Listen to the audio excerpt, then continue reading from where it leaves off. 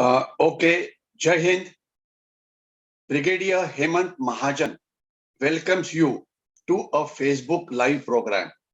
We have not been able to interact for last about 4 weeks because I was on a tour of Northeast India and I visited the Indo-China border, the Indo-Myanmar border, and the Indo-Bangladesh border. And there were a lot of new things which I saw there about which I will talk in the days to come. Today we will talk about the subject is as shown to you on the screen, China's influence operations in India and how do we counter it. China के influence operation यानी कि China अपप्रचार दुष्प्रचार भारत के विरोध में कैसे करता है और उसे हमारा देश और हम कैसे काउंटर करें. Now, before I touch upon the influence operation, let me start off with certain important happenings that have taken place in the country. There was a seminar held in India today in which Chief of Army Staff General Naravane talked about the Chinese threat. He said the Chinese are building bunkers, Chinese are building infrastructure in East Ladakh, and they're deploying their armed forces. And of course, they're all modern weapons are being deployed there. So this will create a problem simply because we also have to deploy our own troops and an accidental clash can take place. He is, of course, right. He is the Chief of Army Staff, and whatever he says obviously is very, very right. However, more important is how do we counter it? Why is China doing it? And what we should do as a nation. Now, General Naravane spoke about a physical war. Now, just few days back, to be precise, on 30th of August, the Chinese intruded in an area called Barahoti in Uttarakhand.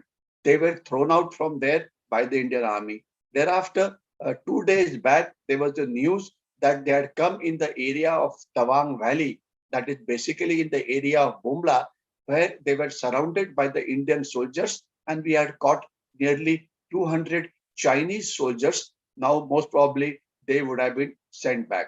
That means in both the places, we had neutralized the Chinese incursion. That's a good thing. Why do Chinese keep on doing it? Simply because their roads have reached borders. Why are we not able to react fast enough? Simply because our roads are still not reached the borders. But the good news is, and I had talked about it on the same page, that infrastructure of ours in Jammu and Kashmir, especially with respect to Ladakh and with respect to China, has been is being improved drastically.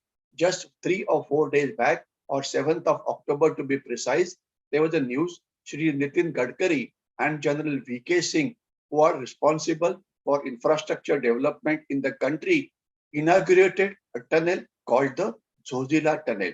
And Zojila Tunnel is very important because when it's built, it will provide a 12 months route to Kargil and Leh, and armed forces, Indian Army and all security forces will be able to defend Ladakh much better manner.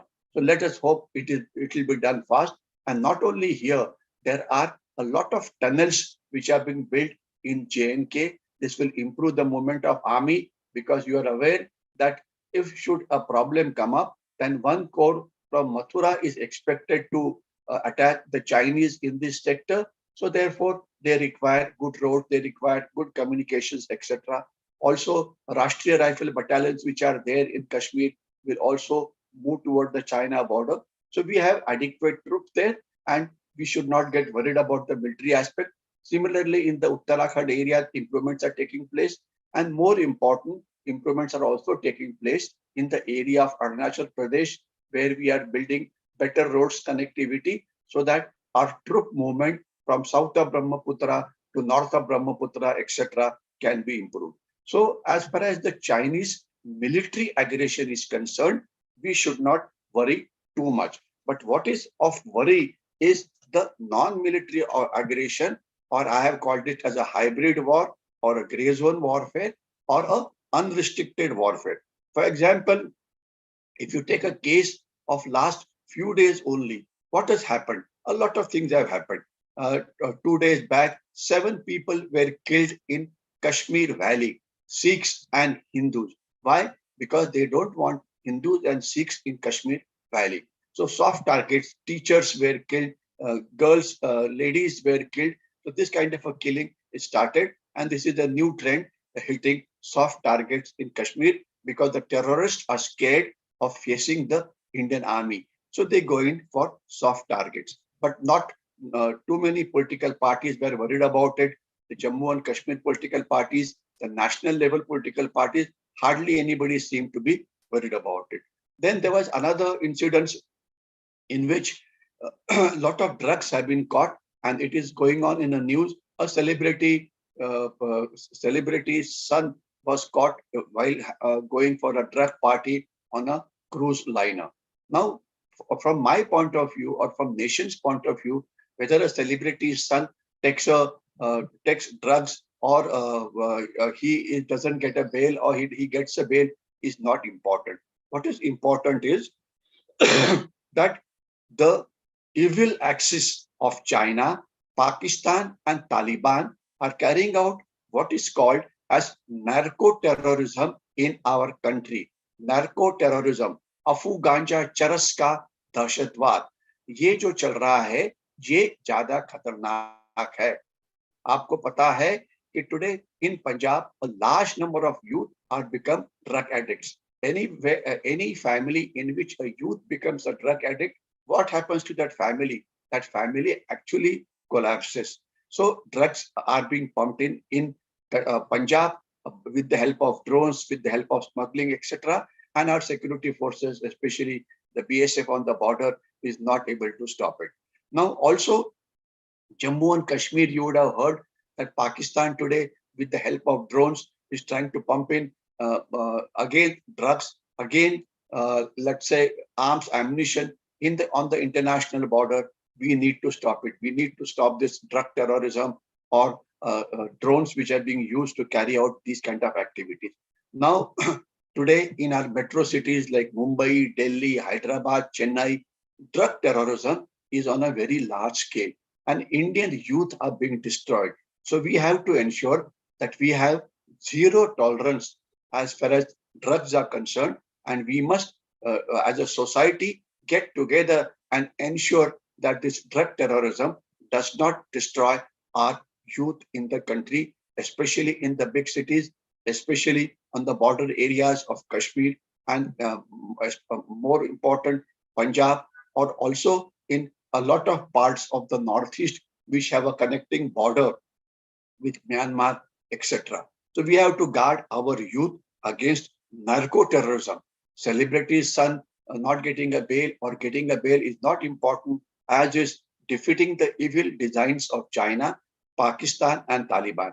And you would also remember that a few days back, drugs worth 3,000 crores were caught caught in a port. They were being brought in a container.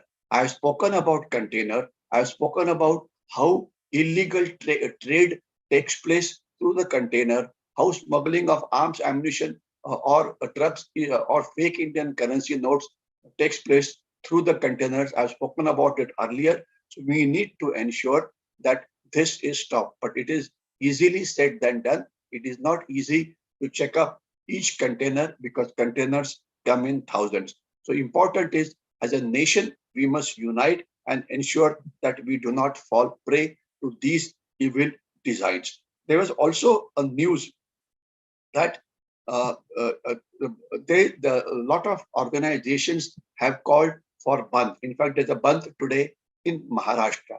Now, up till now, for last 2 years, our economy was down, and all economic activities had come to an halt simply because of the corona or the Chinese virus. Now, we have done a good job as far as the vaccination is concerned.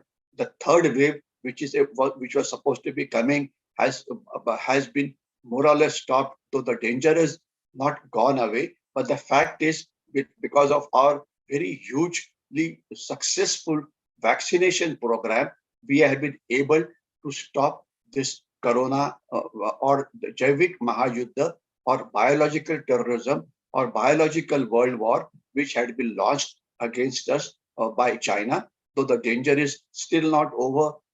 We have to take precautions in the festival season. We have to ensure that we follow all the rules which government keeps on talking about every day in and out. But the fact is, we have been able to manage it quite well. Now, the issue is when economic activities are starting, if somebody starts again organizing bunds, again stopping economic activities, who are going to get affected? The common people, the daily wagers, people who sell things on the street, the vegetable vendors, the flower vendors, and so many people whom you see on the handcart selling of things in cities, etc. Now, this should not be done. All economic activities must go on a full scale because the society is suffered tremendously because of the Chinese virus. And today, our economy must take off. People must do all economic activities so they're able to win the battle of roti kapda makan. And this is not the time to organize any band or organize any violent activities. We all must work productively in whichever field which we are working. I'll talk about one small incident and then I'll come down to the influence operation. The small incidents happened, whether it's a small incident or a big incident, it is for you to decide. एक America की nuclear propelled submarine थी, वो south China समुंदर के अंदर patrolling कर रही थी. उस समय somebody dashed against that submarine and the submarine had become bit unserviceable and it then came out from that area. ये माना जाता है कि चाइना ने ऑटोनॉमस प्रोपेल्ड व्हीकल्स जो होते हैं इनका इस्तेमाल करते हुए ये एक्सीडेंट करवाया है.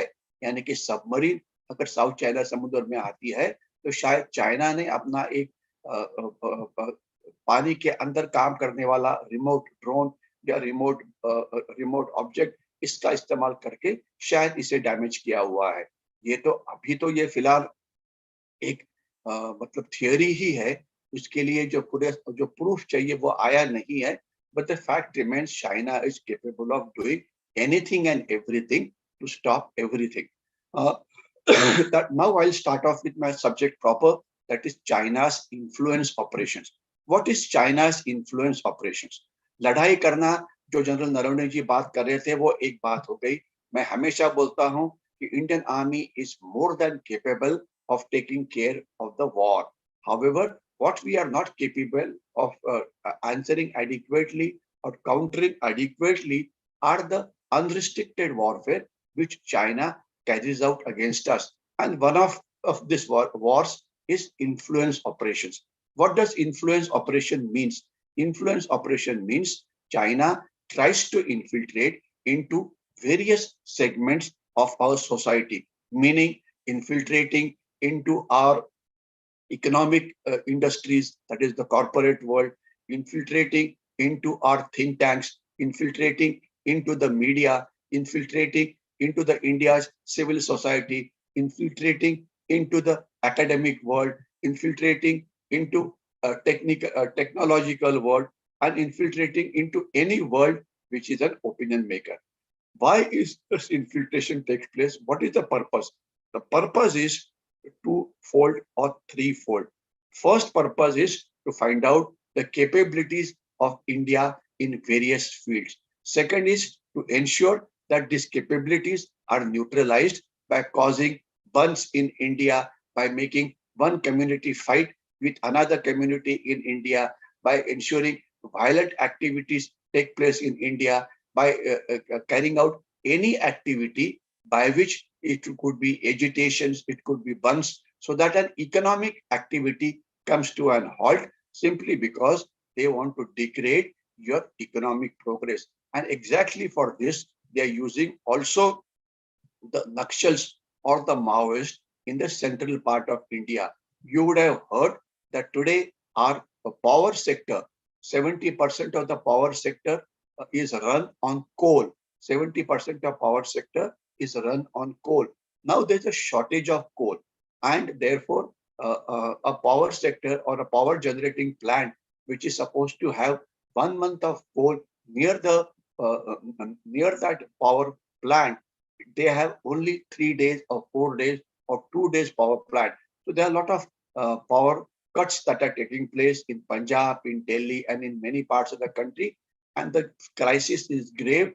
There are many reasons. One, of course, is natural, that because of the floods, the coal extracting become late. Secondly, internationally, the prices of coal which we import have gone very high for many reasons, which I'll not get into. But also because the Nakshals would not let you exploit coal mining, do coal mining in the central India.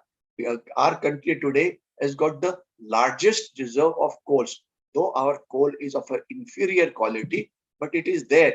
In case of emergency, it can be used, but we are not able to use them because of Nakshal activities. So what a better way to stop economic progress in India than catching hold of few Nakshals, maybe 1,000, 1,500, maybe their strength, and ensuring that no economic activity takes place in the central part of the country, in the area of Dandakaranya, in the area, bordering areas of affected by Nakshalism. This is exactly what they are doing, and therefore we have a huge coal shortage. So this is how they infiltrate into our sectors. Now today, let me talk about two sectors where they have infiltrated. Because of lack of time, I would not be able to cover too many of them. And in another 5 to 10 minutes, I must stop. So I'll talk about their infiltration into our economic sector. Now today, there are a lot of people in the corporate world who believe that we cannot stay without China. They say, हम कैसे China के बिना जी सकते हैं? Take an example of our pharmaceutical industry or medicine industry, in which lot of raw materials come from China. अभी ये raw materials हम हमारे देश में क्यों नहीं पैदा कर पा रहे हैं? क्योंकि चाइना ने हमारे लोगों को दिल में एक इन्फ्लुएंस तैयार किया है, एक उनके दिल में ये इस प्रकार की एक भावना तैयार की है कि चाइना के चीजें चीप होती है, तो हमने चाइना से ही लेना चाहिए, चाइना के बिना हम जी नहीं सकते हैं, उनकी जो एफिशिएंसी है वो हमारे अंदर आ नहीं सकती। बिल्कुल झूठ है, हम हमारे पाँव पे खड़े हो सकते हैं।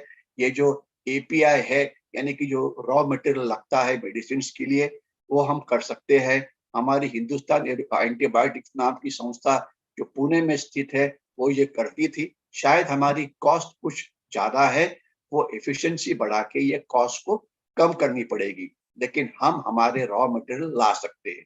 दूसरा, एक बीच में न्यूज आई थी कि चिप मैन्युफैक्चरिंग, आपको पता है कि चिप CHIP ये एक इम्पोर्टेंट कंपोनेंट है, इसकी जरूरत लैपटॉप में है, मोबाइल में है, 100 जगह पे है। अभी इसकी बहुत ही शॉर्टेज हुई है। माफ करिए। तो हम अभी ताइवान के साथ कोऑपरेशन करके चिप को इंडिया में मैन्युफैक्चर करना चाहते हैं। तो चाइना ने क्या किया, इनका जो वेस्टर्न मीडिया है इसके ऊपर भी काफी इन्फ्लुएंस है, और उनके जो पेड एजेंट्स है ये वेस्टर्न मीडिया में है। अभी एक ब्लूमबर्ग नाम की एक इकोनॉमिक संस्था है, उन्होंने एक आर्टिकल लिखा कि इंडिया इस प्रकार का चिप अपने देश में नहीं बना सकता।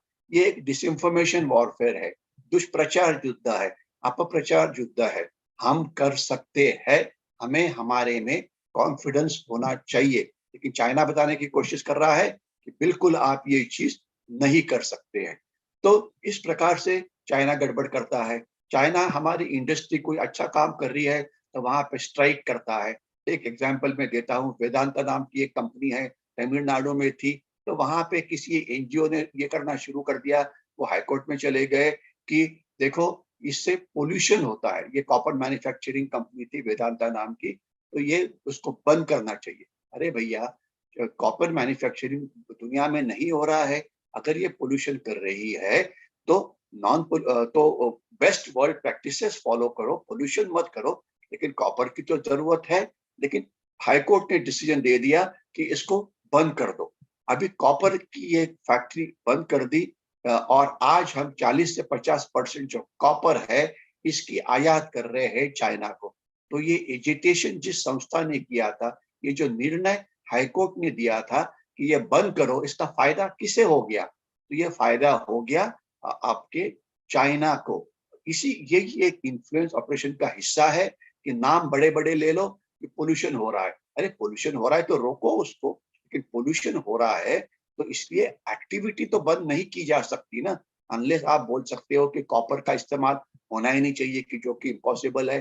कोल बीच में कुछ देर पहले की बात है कि हमारे कुछ एक ग्रीन इंडिया नाम की संस्था है, उन्होंने बोला कि कोल की प्रोडक्शन पूरी रोकनी चाहिए क्योंकि उससे पोल्यूशन होता है। बात तो सही है कि कोल से जब बिजली बनती है तो धुआं आएगा, इससे पोल्यूशन होगा, इस पे तो कोई शक नहीं है।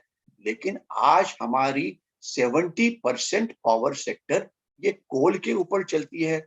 हम कोशिश कर रहे हैं कि ये जो रिन्यूएबल एनर्जी है, यानी कि सन सोलर पावर है या सन पावर है या विंड पावर है या हाइडल पावर है, इसका इस्तेमाल करके हमारा जो परसेंटेज इलेक्ट्रिसिटी जनरेशन का है इसे बढ़ाने की हम कोशिश कर रहे हैं। लेकिन इसमें और समय लगेगा, तो तब तक तो कोल का तो इस्तेमाल करना ही पड़ेगा।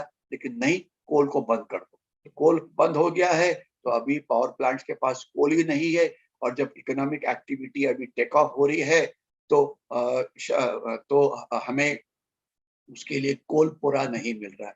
This is how influence operation take place, कि by convincing courts, convincing society, convincing so called NGOs that yeah, you should not use coal. So what is the replacement and can we replace immediately? Obviously we cannot. तो ये इस प्रकार की influence operation हमारे corporate world में होती है, media के ऊपर होती है, अपना एनजीओज के ऊपर होती है, कुछ इंडिविजुअल्स उनके ऊपर होती है। वो बोलते हैं कि ये करना ही नहीं चाहिए।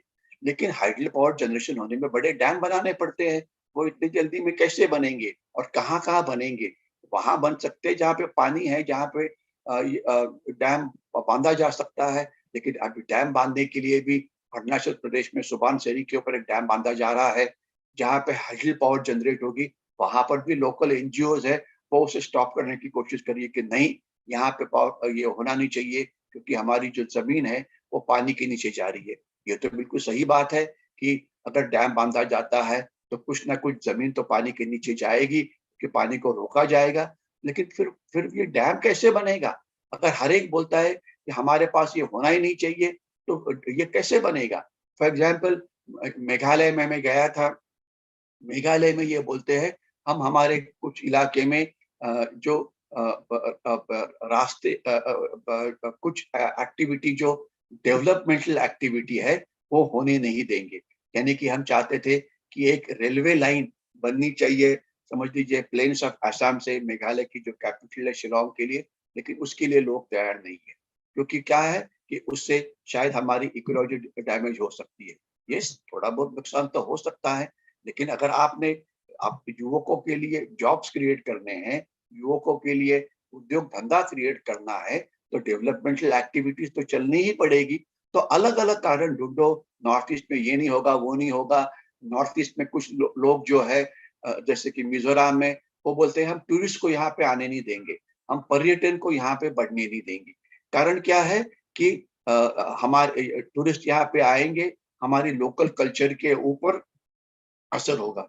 अभी बात यह है कि टूरिस्ट आएंगे तो थोड़ा बहुत लोकल कल्चर के ऊपर असर हो जाता है, ये कोई भी मान सकता है, कि इसका मतलब ये थोड़ी है कि लोकल कल्चर डिस्ट्रॉय हो जाएगा। अगर आपको जॉब चाहिए, if you want job, if you want tourism to come, then you have to permit such activities, but they are not ready to do it. And the fact of the matter is, states like Mizoram, 70 to 80% of their budget is given by the central government. मतलब वो वहां पे कोई tax नहीं पे करना चाहता, वहां पे कोई ये नहीं करना चाहता, डेवलपमेंटल एक्टिविटी नहीं होने देना चाहता, क्योंकि क्या है, इनर लाइन परमिट, हम यहाँ पे किसी को भी आने नहीं देंगे। तो ये एक बहुत ही बुरी बात है। There has to be a balance between development. तो ये जो इन्फ्लुएंस ऑपरेशन का इस्तेमाल करते, कि किसी लोकल एनजीओ को भड़का दो, किसी लोकल युवकों को भड़का दो, किसी संस्था को भड़का दो, मीडिया में दुष्प्रचार शुरू करो कि देखिए इससे कितना नुकसान हो रहा है वगैरह वगैरह। तो ये इन्फ्लुएंस ऑपरेशन बहुत ज्यादा कर रहे हैं चाइनीज हमारे इसके अंदर, और हमारे एनजीओ को भड़काते हैं। मैं आपको एक एग्जांपल देना चाहता हूं कि अभी एक वायलेंट एक्टिविटी हुई यूपी के अंदर, जहाँ पे कुछ लोग मारे गए। उस वायलेंट एक्टिविटी में मैं नहीं जाऊंगा, लेकिन इसके बाद इस्लामिक वर्ल्ड के अंदर, इस्लामिक कंट्रीज के अंदर सोशल मीडिया के ऊपर एक ट्रेंड शुरू हुआ है कि बॉयकॉट इंडियन गुड्स, इंडिया के ऊपर बॉयकॉट डालो, यानी कि कोई भी चीज जो हिंदुस्तान से बाहर के देशों में जाती है, गल्फ कंट्रीज है, ऑर्गेनाइजेशन ऑफ इस्लामिक कमिटी है, ईरान है, सऊदी अरेबिया है, इराक है, बहुत सारे देश है जिनके साथ हमारा ट्रेड है। तो यहाँ पे ट्रेंड शुरू हुआ है सोशल मीडिया के ऊपर। देखो कि आज इंडिया के ऊपर, इंडिया में ये जो माइनॉरिटीज है इनके ऊपर अत्याचार हो रहा है। माइनॉरिटीज कौन? तो सिख जो है उनके ऊपर अत्याचार हो रहा है। तो इंडिया के और उसका उन्होंने प्रूफ क्या दिया? देखो इंडिया की जो पॉलिटिकल पार्टीज है वो इस प्रकार से इसके बारे में बातचीत कर रही है। तो ये सब चीज जो है इससे नुकसान किसका हो रहा है? तो जो नुकसान है वो हमारे देश का हो रहा है। तो इस प्रकार से इन्फ्लुएंस ऑपरेशन जो चाइना हमारे इकोनॉमिक सेक्टर में कर रहा है, तो इसे कैसे हम कंट्रोल करें, मैं इसके ऊपर अभी बात करूंगा। मैं और दो पहले मिसयूज बोलता हूँ। एक तो इन्होंने और एक मिसयूज शुरू किया है कि हर एक कॉर्पोरेट वर्ल्ड में हर एक जो इंडस्ट्री होता है उन्हें एक चीज करनी पड़ती है जिसे बोला जाता है CSR, corporate social responsibility. CSR, corporate social responsibility, यानी कि जो आपका प्रॉफिट होता है उसका 2% प्रॉफिट जो है वो आपने सोसाइटी के डेवलपमेंट के लिए इस्तेमाल करना है। कहाँ इस्तेमाल करना है वो आप कर सकते, जहाँ चाहिए आप कर सकते हैं। तो ये कुछ कॉर्पोरेट वाले क्या कर रहे हैं, वो कुछ ऐसे ऑर्गेनाइजेशंस को पैसा दे रहे हैं जो देश के खिलाफ आंदोलन करते हैं, जो देश के खिलाफ दुष्प्रचार करते हैं, देश के खिलाफ अपप्रचार करते हैं। तो हम जो ये इन्फ्लुएंस ऑपरेशन की बात कर रहे हैं, इसे इंग्लिश में हम साइकोलॉजिकल वॉर बोल सकते हैं, या प्रोपोगंडा वॉर बोल सकते हैं, या हिंदी में अपप्रचार युद्ध बोल सकते हैं, दुष्प्रचार युद्ध बोल सकते हैं, मानसिक युद्ध बोल सकते हैं। लेकिन इरादा बड़ा साफ है।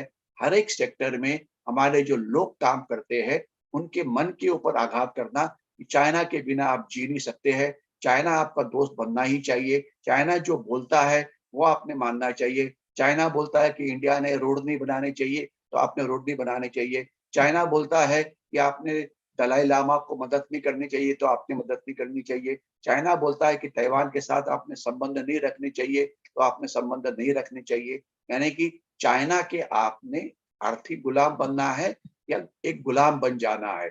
इफ यू आर अ गुलाम of China then they will be very happy. China के वन बेल्ट वन रोड में शामिल होना चाहिए। चाइना जो काम कर रहा है बहुत अच्छा काम कर रहा है।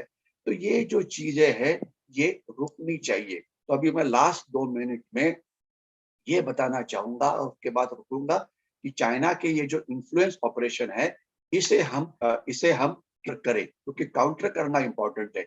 चाइना जो इन्फ्लुएंस ऑपरेशन करता है, क्या इस प्रकार के इन्फ्लुएंस ऑपरेशन हम चाइना में करते हैं?